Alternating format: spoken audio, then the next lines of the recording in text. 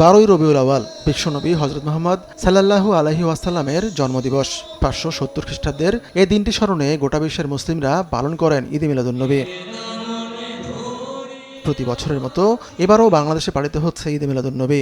এই উপলক্ষে 15 দিনব্যাপী নানা ধর্মীয় অনুষ্ঠানের আয়োজন করেছে ইসলামী ফাউন্ডেশন।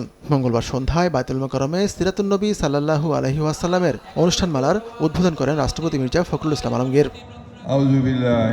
তিনি বলেন, মহানবীর দেখানো পথ মানবজাতির জন্য এখনও প্রাসঙ্গিক।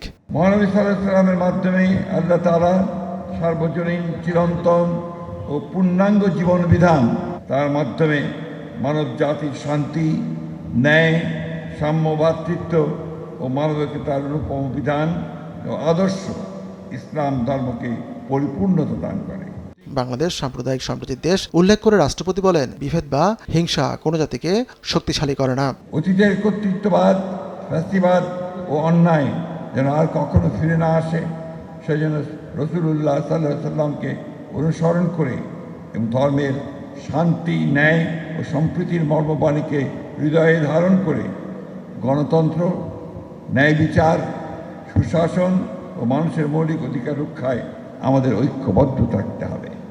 এবারের ঈদে মিলাদুন্নবী উপলক্ষে হামদনাথ কিরাত মাহফিল ছাড়াও ইসলামী বইমেলার আয়োজন করেছে ইসলামী ফাউন্ডেশন।